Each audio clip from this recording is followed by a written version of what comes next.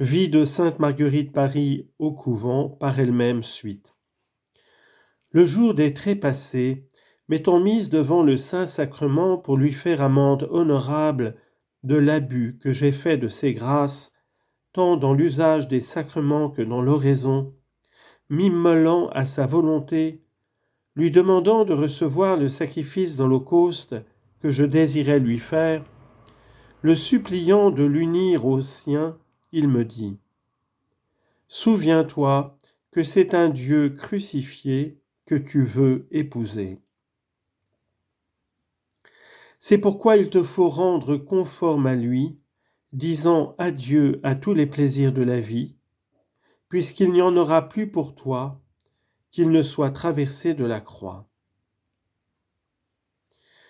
M'étant mise à considérer ce divin Sauveur sur la croix où il est mort pour tous, il me dit qu'il fallait m'attacher à celle qu'il me donnerait, qui serait si rude que, si je n'étais soutenue de son bras, qu'il me serait impossible d'y rester, et qu'il m'avait amené dans cette maison pour satisfaire à sa justice, qui était irritée, et qu'il ne pouvait être apaisé que par le sacrifice d'une victime.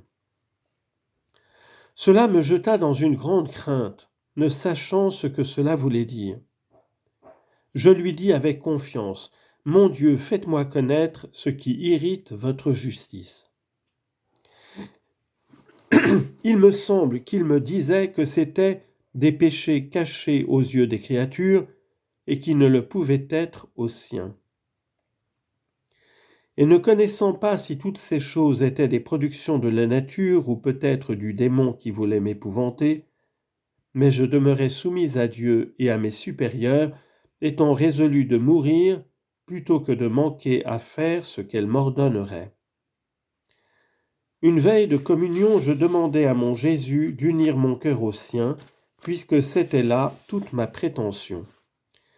Et me disant comment se pourrait-il faire d'unir le néant au tout, je sais que cela ne se peut que par votre amour.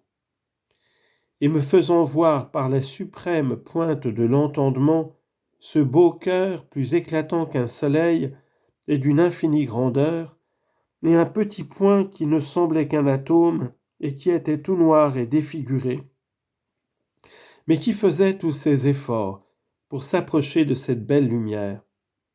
Mais c'était en vain, si ce cœur amoureux ne l'eût attiré lui-même en disant : « Abîme-toi dans ma grandeur et prends garde de n'en jamais sortir, parce que si tu en sors, tu n'y rentreras plus. » Et je trouve mon cœur tellement lié à l'oraison que je suis quelquefois comme si je n'en avais plus de jouissance, et dans une paix si grande que je n'ai d'autre inquiétude que de ne pas aimer mon Dieu, et que je n'emploie pas bien mon temps en l'exercice de son saint amour.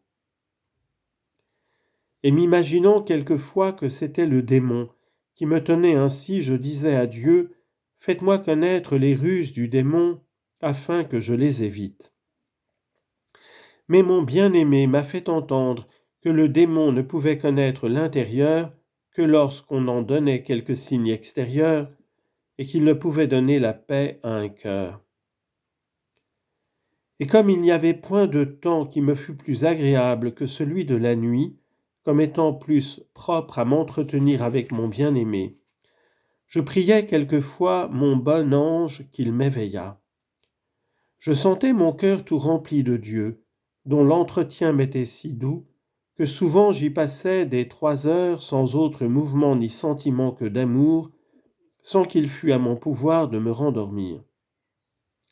Une fois, me voulant tourner pour me soulager une épaule qui me faisait mal, il me dit ces paroles, que lorsqu'il portait sa croix, il ne la changeait pas de côté pour se soulager. Cela me fit bien voir qu'il me fallait retrancher toutes sortes de commodités. Je ne me pouvais plus tenir sur le côté gauche, n'y pouvant respirer, à cause d'une impuissance secrète qui m'ôtait souvent l'usage des soupirs à l'oraison, où mon esprit n'avait plus d'objet que mon Jésus, qui me demandait souvent si je l'aimais. À ces paroles, je me sentais une si vive douleur que je ne pouvais répondre autre chose sinon « Vous savez bien, mon divin amour, qu'il m'est impossible de vous dire le désir que j'ai de vous aimer. » Et comme il me disait souvent qu'il fallait que je lui fasse une solitude dans mon cœur, où il voulait que je lui tienne fidèle compagnie, et que là il m'apprendrait à l'aimer. Il est vrai qu'il n'y avait plus de plaisir pour moi que dans ce petit cabinet de mon cœur, où je trouvais toujours mon époux. Et les occupations extérieures n'interrompaient pas ces doux entretiens, où il me disait qu'il fallait renoncer à tout plaisir, puisque lui seul m'était suffisant. Je ne voyais en toutes mes actions qu'infidélité, qu'ingratitude et abus de ses grâces et perte de temps. C'est ce qui me faisait tenir comme des gages précieux de son amour les petites souffrances, humiliations et abjections qui m'étaient plus chères qu'un trésor, n'en pouvant perdre les occasions qu'avec un sensible regret.